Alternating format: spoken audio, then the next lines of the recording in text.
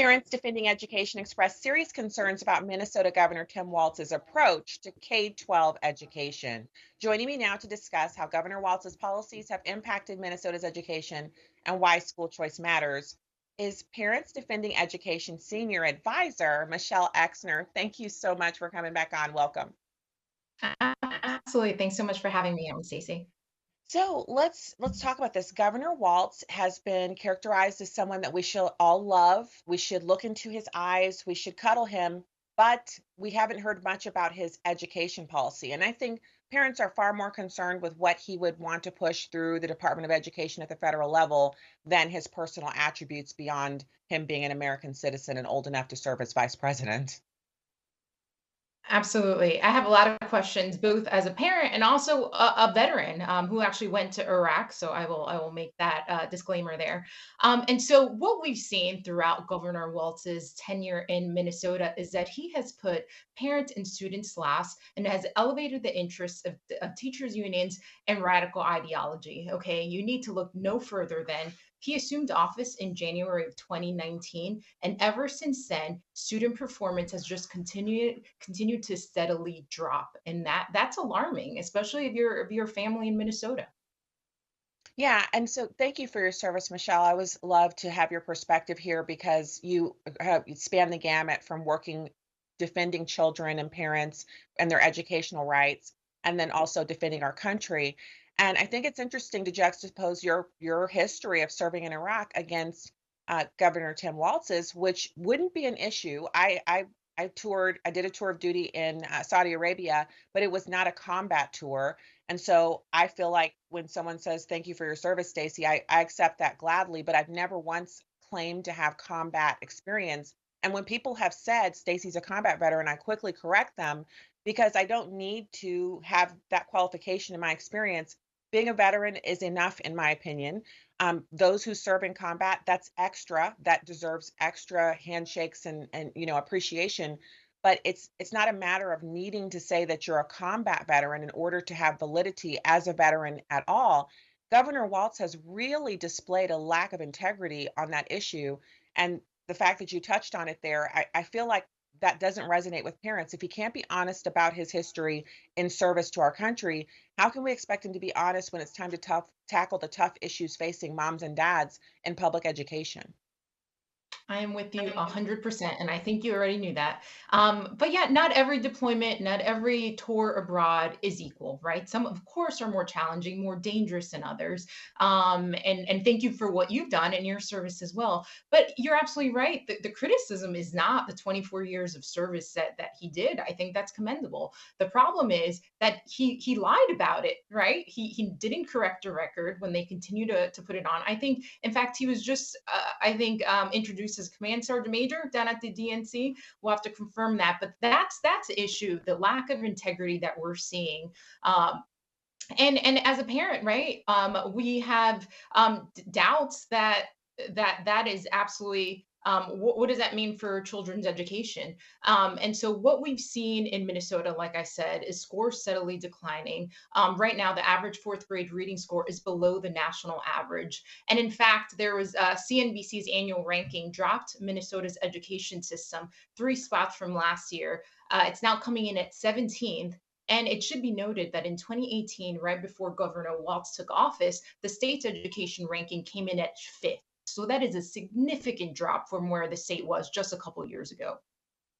I mean, I go back to the very core tenet, right? When you're deciding where you're going to buy your home, you don't look to see what the personalities are of the superintendent or the school board.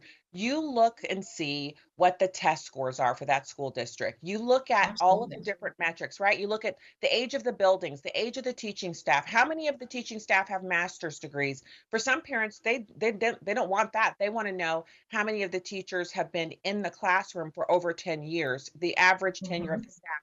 There's so many ways you can measure a district. You take your kids to the playground that's located next to that school they're going to go to, and you let the kids play and you talk to the parents. Listen and see if they're complaining about the school or if they love it and they recommend it to you because we don't live here. What do you think about this school? These are Mhm. ways that you can measure. I've never, ever in my 25 plus years of being a mother heard someone say they want to know what the personality of the superintendent or the principal is, or whether they're kind or what have you. None of those things play a role in the decision making for parents. And I think it's kind of idiotic and insulting that the Democrats are putting forward these unserious nominees who are basically these are nice people. She's black, she's a woman, he's a cuddly guy with twinkly eyes. You know, all of that, and asking us to ignore the more serious issues like his lying about his record, lying about his rank, Mhm. Harris's obvious disdain for school choice and other measures that parents really love. Talk to us about what you're advising people to do at Parents Defending Ed about this. Yeah, absolutely. So I think the record doesn't lie, right? The numbers don't lie, just as you mentioned. Before I had kids and we were looking to move somewhere, I'd maybe look at walkability to restaurants. But once you have kids, as you all know, as a fellow parent, the first thing you're looking for in that particular neighborhood are the test scores. How does this school grade? And right now, Governor Walt, just looking at the past couple of years, he's getting an F, right? He got an F. I know a report card that looks at school choice options, and that's appalling, right? That's where he is. That it is bad if a child and parent are able to choose where their child should go to school, right? Not associated with the zip code, because that what does that mean? That means nothing, right? It's not a personalized education on what that individual child needs. And so I think from our perspective, what we're telling parents is look at the facts, right? These facts don't lie, just as you mentioned. It's just been a couple of years of this governor being in office and the scores have dropped. That should tell you everything you need to know about how this individual will continue to govern and how what these policies will look like. And also something I'll mention, because COVID closures, right? They cannot be overstated how decimating and destructive they were to students. And I want to make sure to refresh your readers on what Minnesota looked like, right? As of February or March of 2021, there were only a quarter of sixth, seventh, eighth, and high school students that had stepped foot in a classroom. Middle schools and high schools were not allowed to reopen their buildings. Think about that. A quarter of seniors that were now expected to go into college in 2020 were complete in 2021 were shut out of their classrooms for a year of their academic career. And you know who's at fault for that? Governor Tim Walt. It was his decision. He listened to the teachers unions, forgot about the students. And you know what the most painful part of that is, and I know you know this too well. We don't even yet know how destructive this was, right? The future income of these students, right? How much are they losing? How much tens of thousands are they losing in potential income because of these school closures? And actually, there was a study that was put forth. Average individual income losses of over 7% for students. And this is putting the state of Minnesota the eighth highest in expected loss in lifetime income for interrupted learning. And again, this is a legacy, and this is the track record of a Governor Tim Walz.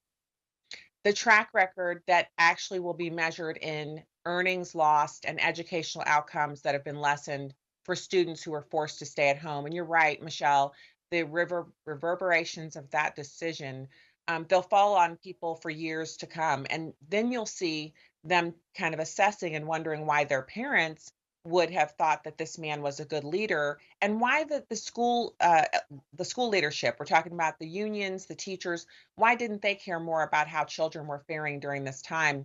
I want to point everyone to defendinged.org, Governor Walt's K-12 record. You have three pieces up over there. I put a link to the one of them in the show notes over at stacyontheright.com. You can check it out. Um, I'm so grateful for your time, Michelle Exner, Senior Advisor of Parents Defending Education. Thank you for coming on today. As always, a pleasure, Stacy. Thank you. All right, and have a great afternoon and evening. And coming up next, Democrats have gathered in Chicago for their convention this week. The protests are in full swing. Over 100 different groups have gathered and gotten permits to protest, prompting the Chicago Police Department to pull out new divisions of police officers to face these protesting crowds. Video online shows that they're mixing it up a little bit and it's getting exciting on the streets of Chicago again. We'll have all of that and more coming up next on Stacy Washington Now.